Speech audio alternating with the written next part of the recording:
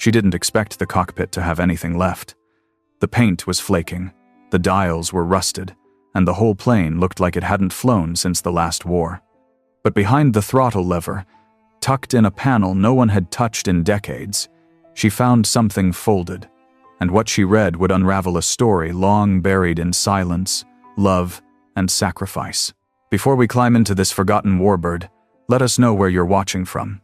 And if stories like this stir something deep in you, hit that subscribe button because tomorrow's journey will carry even more heart, legacy, and flight.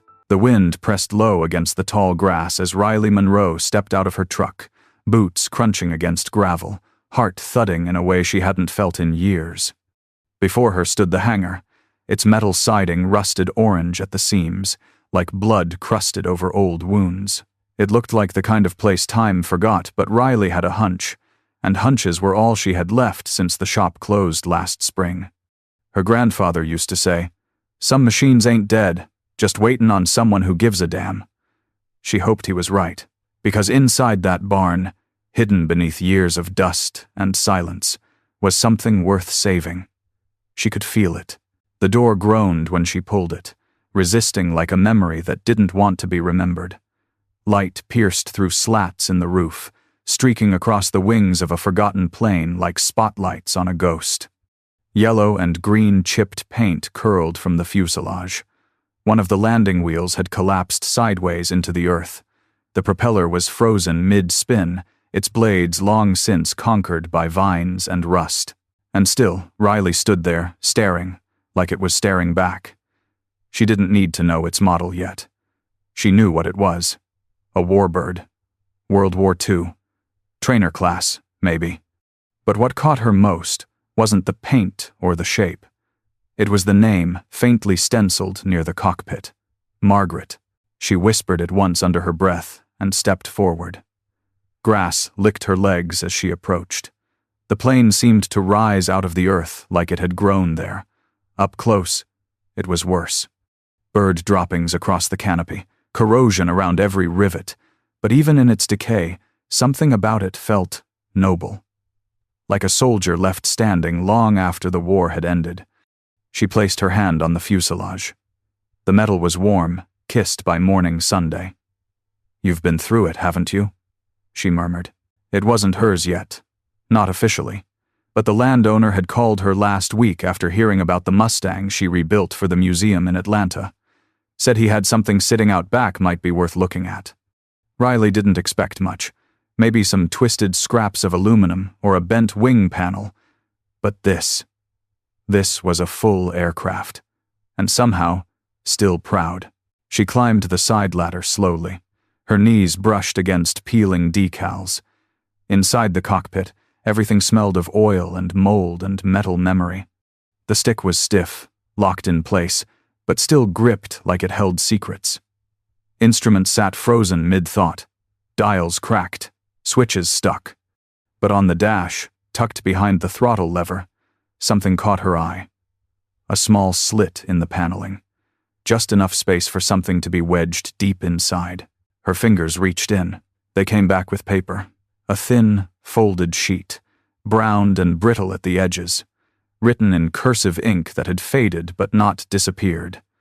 She opened it carefully.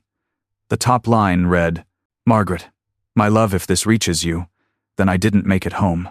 Riley's breath caught in her throat. Whatever this plane had been through, it hadn't just carried steel or fuel or soldiers.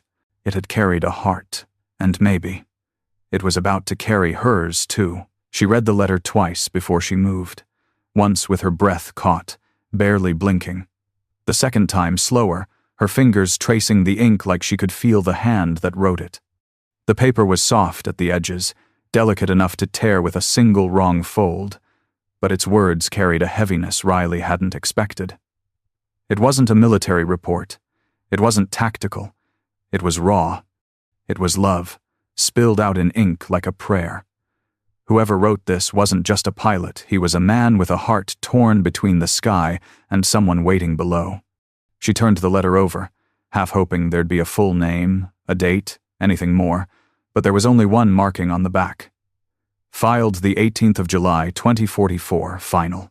Riley sat back against the cracked seat cushion, the scent of leather and mildew wrapping around her. Outside, the wind whispered through the open hangar, brushing tall grass against the plane's belly like waves against a hull. She looked again at the narrow space behind the throttle lever. If that letter had survived, could there be more? Something tucked deeper? Something meant to stay hidden until someone cared enough to dig? She reached in again, this time carefully sliding her fingers along the thin interior edge. Nothing. Then she tapped gently along the panel wall, dull thuds, until a hollow echo. Different. A compartment. She twisted her wrist, feeling for a seam. It took a few minutes, a pocket knife, and some whispered apologies to the metal, but eventually the panel loosened. When it popped open, she didn't gasp, not out loud, but her chest tightened like a fist was curled around it. Inside was a small canvas pouch, stained and faded. She pulled it free. The zipper teeth were rusted, but after a few seconds of delicate coaxing, it gave. Inside, folded neatly, were 5 more pages, each a continuation of the first, each marked with the same elegant handwriting. Letters, not to the military, not to some commander or flight chief, all to Margaret. Riley laid them out across the dashboard, her fingertips brushing each one like a rosary. They weren't just love letters. They were confessions, hopes, doubts. One spoke of a flight over occupied France, the way the clouds looked like broken porcelain in the moonlight. Another talked about fear not of dying, but of being forgotten. "If I go down," he wrote, "I want someone to know I lived with love in my chest, not hate." She leaned back in the pilot's seat, the letters in her lap, and felt the plane shift slightly beneath her, a groan of old rivets, like it exhaled after decades of silence. For a long time, Riley said nothing. She didn't even cry. She just sat there, with a man's entire world in her hands. A man she'd never met. A man she might never fully know. But she knew this much. The plane didn't just deserve restoration. It deserved remembrance. And she would give it both. The letters stayed spread across Riley's dining room table like sacred pages from another life. She'd driven home with them in a shoebox lined with shop towels, terrified that a bump in the road might smudge the ink or crease the paper.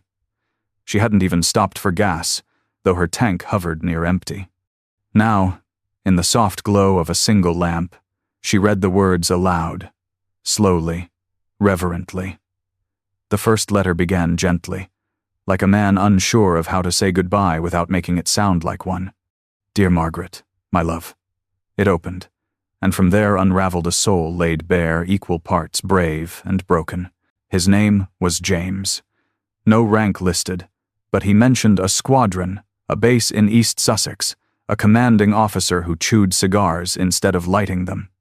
His handwriting shifted across the pages, steady in some lines, shaky in others, as if written from the cockpit or a field cot by lantern light. "I don't know if I'll make it back," one letter read. "We've been briefed on the next mission. Low altitude, heavy flak, but I swear to you, if I get the chance, I'll fly this plane all the way back to your front porch." Riley smiled softly, the ache already forming behind her eyes. She lost track of time. The second letter spoke of Margaret's photograph, something James kept under his seat, taped to the bulkhead so he could glance at it mid-flight. "The boys tease me," he wrote. "Say I'll crash from looking too long. But it steadies my hands when the sky goes dark." Another letter mentioned music, the way she played piano at church, and how he'd whistle the same hymn before takeoff. "I think if I die humming your song, that'll be okay," he said. Riley's hands trembled as she turned the page. The fourth letter was dated July 16th, 1944, 2 days before the last letter. It was shorter than the others, tighter. The words rushed, like time was closing in. "Margaret, the weather's changed. We're going out sooner than expected. I don't want you to be afraid, but I feel something, like the sky's holding its breath." Riley stopped there. She pressed the letter to her chest and stared out the window, where the moonlight spilled across the hardwood floor like a memory trying to find its way in. She didn't know who Margaret was, not yet. but she knew how it felt to love someone who vanished, to carry silence like a scar. Her father had been a pilot too, commercial, but gone long before his time. She remembered watching the planes fly overhead as a kid, and wondering which one was his. Maybe that's why this plane had called to her. Maybe that's why she hadn't walked away when she saw the rust. She was supposed to find it. She was supposed to find him. Riley looked down at the final letter. Still unopened. Her hands hovered for a moment, not out of fear, but respect. This was someone's last goodbye, and she was the only one left to answer it. The next morning, Riley drove out to the county archive building, the letters safely tucked into a padded envelope on the passenger seat. The town was still waking up, porch lights blinking off, dogs stretching on front lawns, the diner just flipping its sign to open. But Riley's mind was already 20,000 feet in the air, imagining James in his flight suit, boots laced, parachute clipped, heart pounding against the inside of his ribs. She didn't know why, but she felt responsible now. Like whatever this story was, she had stepped into it the moment she found that first letter, and she wasn't backing out. The archive smelled like dust and photocopier ink. The woman behind the counter was kind, gray-haired, and curious. "You said World War II?" she asked, adjusting her glasses. "Any names?" Riley slid over a sheet with the name James and a possible date July 1944. "No last name yet," she admitted. But he was flying a yellow trainer-class plane that never made it back from a mission over France. The name Margaret was painted near the cockpit. The woman blinked. "We might have something," she said softly. It took almost 2 hours. File boxes rolled out one after another. Riley flipped through logbooks, mission briefings, weather reports. Most were coded flight numbers, call signs, acronyms. Nothing with a heart. Until she found a sheet dated July 17th, 1944.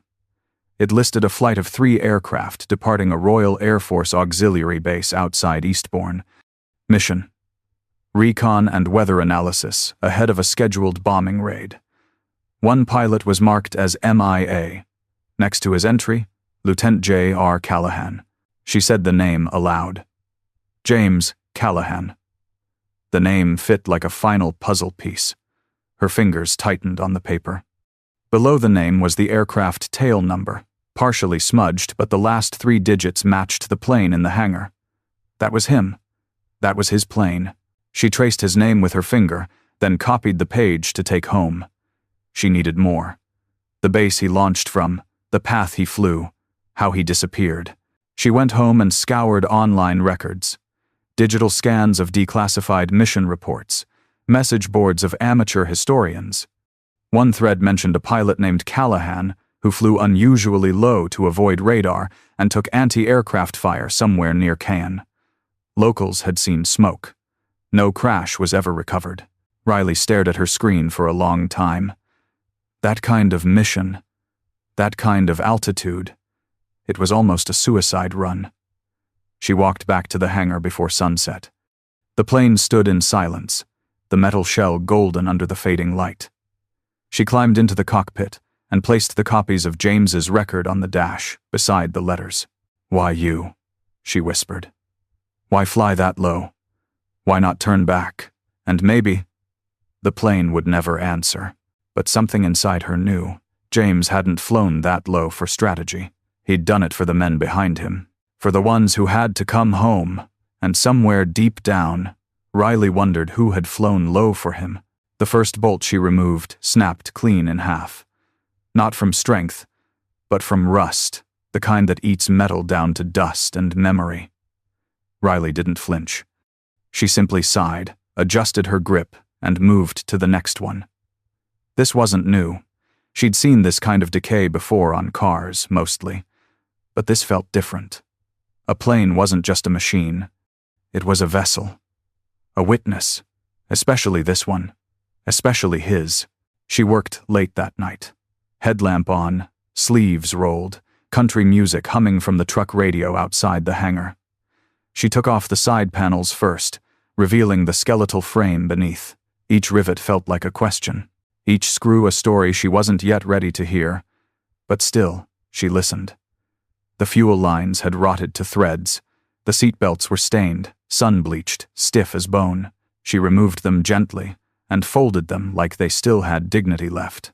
The letters remained sealed in their envelope on the workbench.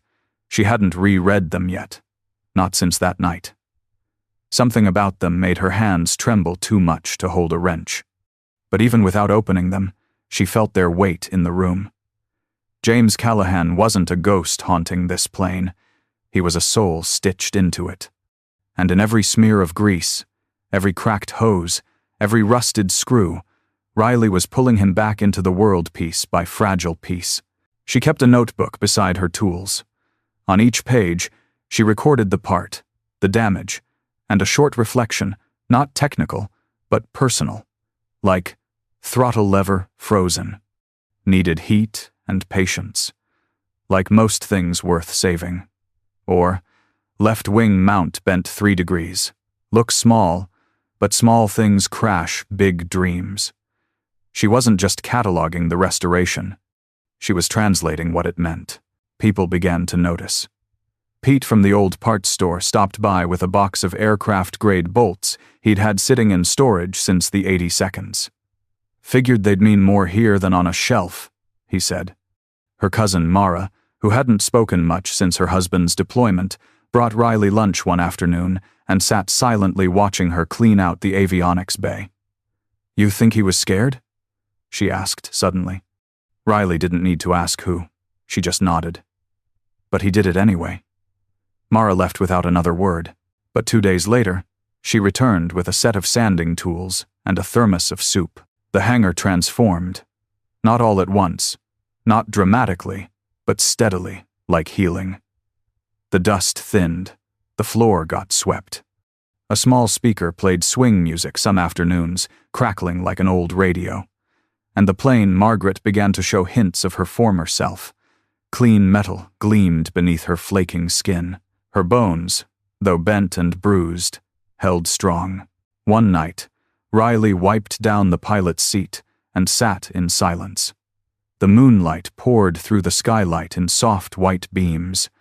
The cockpit smelled of old leather, new paint, and something in between, something timeless. She didn't say anything. She just laid her hand on the throttle and whispered one thing: "We're bringing you home." It was nearly midnight when she found it. The rain had started an hour earlier, tapping lightly on the tin roof of the hangar, mixing with the low hum of her desk lamp and the occasional screech of a stubborn bolt. Riley had been working on the fuselage all evening, detaching rusted insulation, checking wiring that had long since surrendered to time. Most of it was routine now, muscle memory. Strip, assess, log, replace. But behind the interior paneling near the rear bulkhead, her gloved hand brushed against something that wasn't wire, wasn't metal. She stopped, pulled gently. It was a photograph. Folded twice, stuck to the frame with what looked like ancient masking tape. The edges were curled, brittle, but the image was intact. Black and white, grainy, but clear. A man in uniform, tall, lean, with a crooked grin and grease-stained trousers, stood beside a woman in a flowered dress, her hand tucked gently into his arm. The plane behind them was unmistakable. Same tail number, same fuselage curve, same wing angle. Riley sat down on the concrete floor and stared. She didn't need to guess. She knew it was James. His face matched the weight of the letters, the shape of his words, the man she'd slowly assembled in her mind over the past few weeks. The woman beside him, Margaret, no doubt, was radiant. Her hair pulled back, her eyes bright with something fierce and tender. Love, yes, but something else, knowing. Like she could already feel the countdown ticking beneath her joy. Riley brushed a thumb over the image, then froze. She knew that face. Not James, but Margaret. Or at least, those eyes, that jawline, the way her mouth curved when she wasn't smiling. She'd seen that look before, not in photos, in person, on a mantel, at family holidays. In the living room of a woman who used to hum war-era songs while baking bread. Her grandmother. "No way," she whispered. She scrambled to her phone, hands slick with disbelief. Scrolled through old photos until she found one Thanksgiving, 3 years ago. Her grandmother, young in her own youth, standing beside Riley's grandfather in front of a 1955 Chevrolet. Hair different, dress modern. But the eyes? Identical. She looked again at the woman in the war photo. It was her. Margaret was her grandmother. The ground felt like it shifted beneath her. The letters, the plane, the photograph. This wasn't just some soldier's story she'd stumbled into. This was family. This was blood. This was the piece of her grandmother's life no one had ever spoken of, not at Christmas, not over pie, not even when Riley had asked about her childhood and heard only silence in return. The room spun gently as she stood. How had this story been hidden? Had her grandfather known? Had Margaret tried to forget? And why, after all these years, had this plane, this man, come back into their lives? Whatever the reason, Riley understood now. This wasn't just a restoration. It was a resurrection. And some ghosts weren't meant to stay buried. Riley didn't sleep that night. She sat at her kitchen table, the photo resting in front of her, the letters beside it like sacred artifacts she was only just beginning to understand. She kept flipping the photo over, hoping for a name, a date, a location, anything. But the back was blank. Just faint water stains and the feeling that whatever this image captured had once been too personal to explain in words. Her grandmother had always kept certain things locked away. Not out of cruelty, but out of silence. A quiet woman, gentle, strong. But she carried something in her eyes like she'd once known a storm she never spoke of. The next morning, Riley drove out to the nursing home. She hadn't planned on it. She didn't even call ahead. But by the time the sun hit the edge of the horizon, she was already on the highway with the photograph in her coat pocket, fingers twitching the whole way. Margaret Monroe was 93 now. Her memory came and went, but some days were better than others. Riley just hoped today was one of them. The nurse recognized her and gave a small smile. "She's in the garden," she said. "Feeding the birds again." Riley found her sitting under a tree, wrapped in a wool blanket, a small bag of cracked corn in her lap. Her white hair glowed in the sun, and her hands, though aged, moved with a familiar grace. Riley sat beside her on the bench. They didn't speak for a while. The birds chirped. Wind rustled the trees. Then, softly, Riley said, "Grandma, do you remember someone named James Callahan?" Margaret froze. Her hand stopped mid-gesture. She turned, slowly. Her lips parted, but no sound came out at first. Only her eyes, wide, wet, and ancient in a way Riley had never seen, spoke. Then, almost too quietly to hear, "My Jimmy." Riley's throat tightened. She reached into her coat and handed her the photograph. Margaret took it with trembling hands. She held it for a long time before speaking. "We took this the day before he left for France," she said. "He asked me not to come, but I did anyway. I had to see him off. He said he'd write, and he did. But then, the letters stopped." She paused, her voice cracking like old paper. "I waited. For months. But he never came back. No funeral, no body. Just a telegram saying he was missing.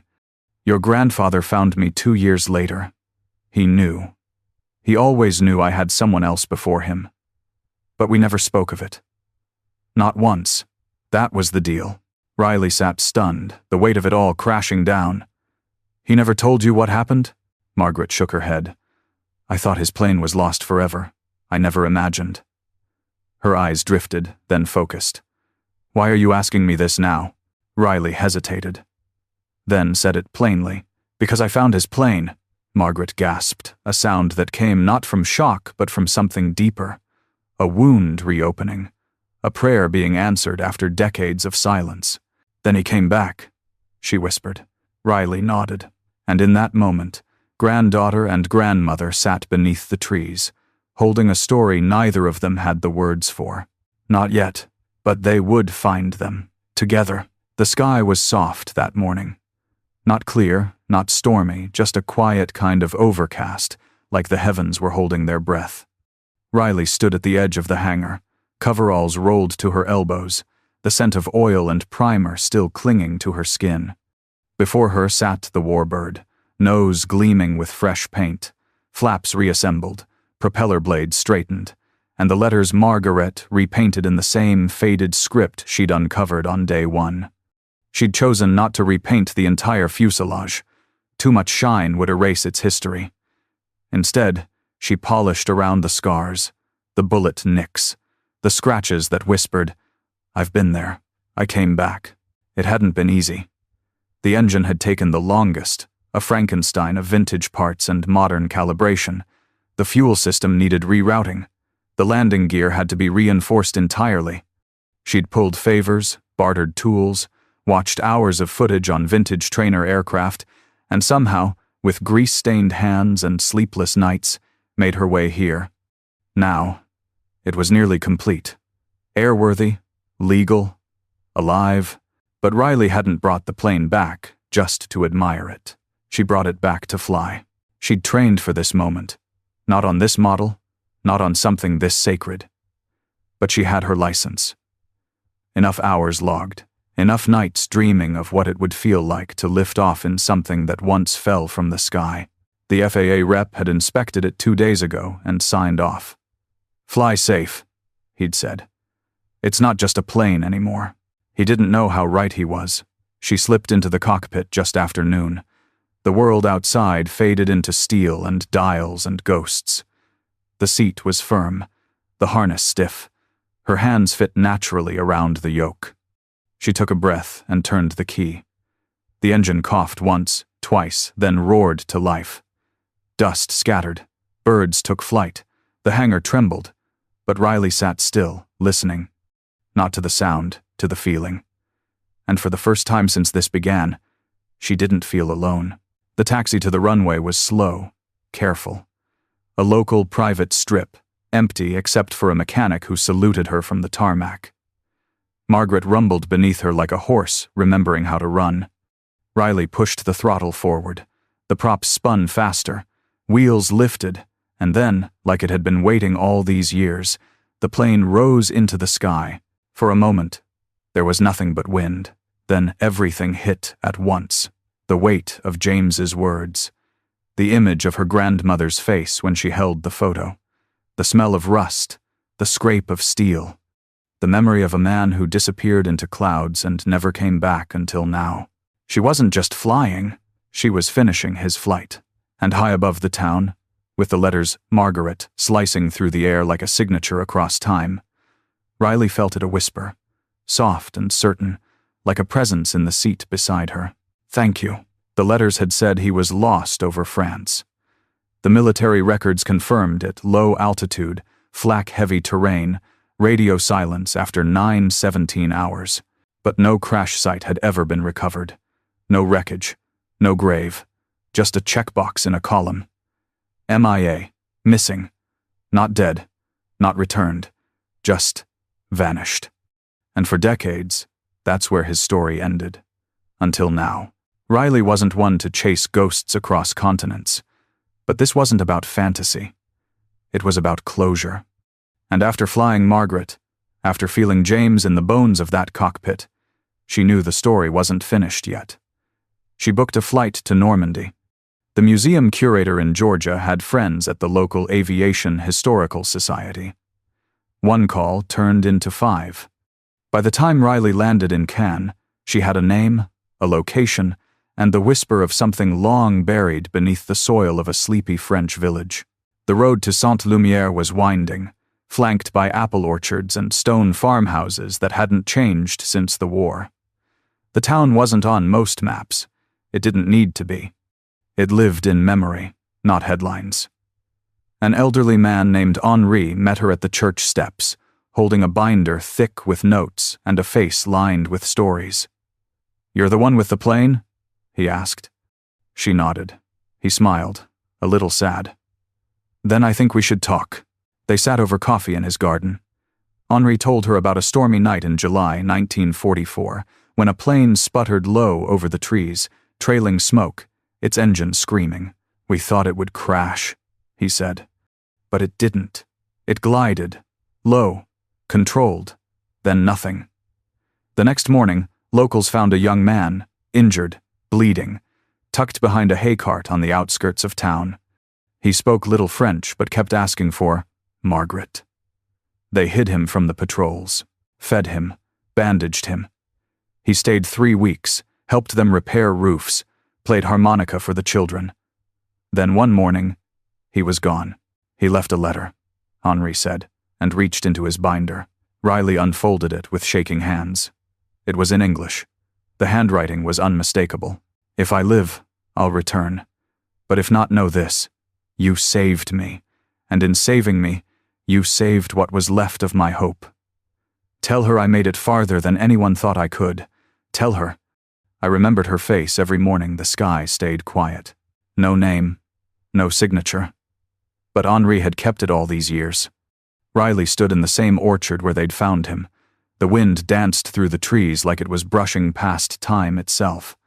There was no headstone, no plane parts, no wreckage. But he had been here. He had lived here.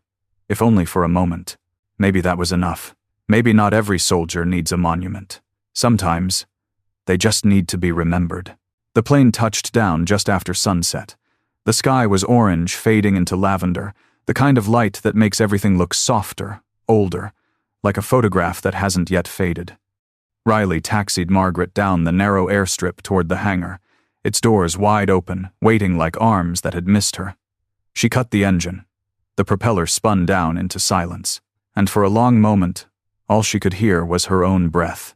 She sat in the cockpit, fingers still on the yoke, eyes staring straight ahead, not at the shop, not at the tools, but at the space just beyond it.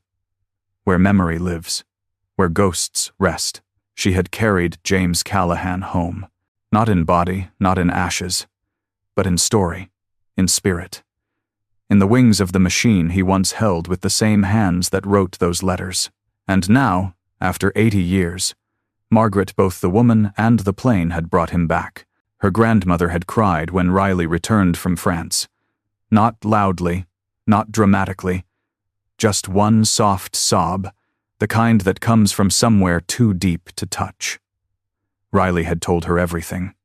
About Sainte-Lumière, about Henri, about the orchard and the harmonica and the letter James left behind. And when she finished, Margaret took her hand, leaned in, and said, "Then I was right to wait." They didn't speak much after that. They didn't need to. Riley stepped out of the plane and walked around its nose, trailing her fingers along the curve of its side. The paint shimmered in the last light of the day, not polished to perfection, but whole, honest. She reached into her coat pocket and pulled out a small frame.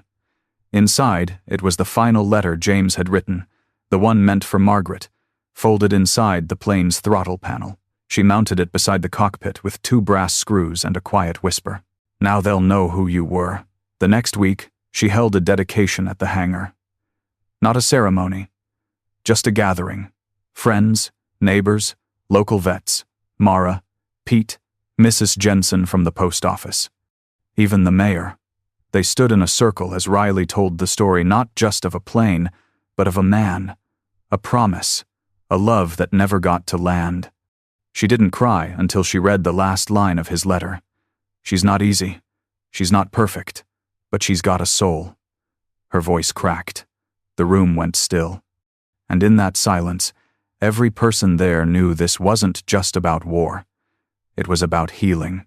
Later that night, long after the last guest had left and the shop had gone quiet again, Riley sat in the cockpit one final time. She didn't start the engine. She didn't check a single dial. She just sat, hands on her lap, eyes closed. She'd come to the hangar thinking she was restoring a machine, but the truth was simpler. She had been restoring him, and in doing so, she'd restored herself.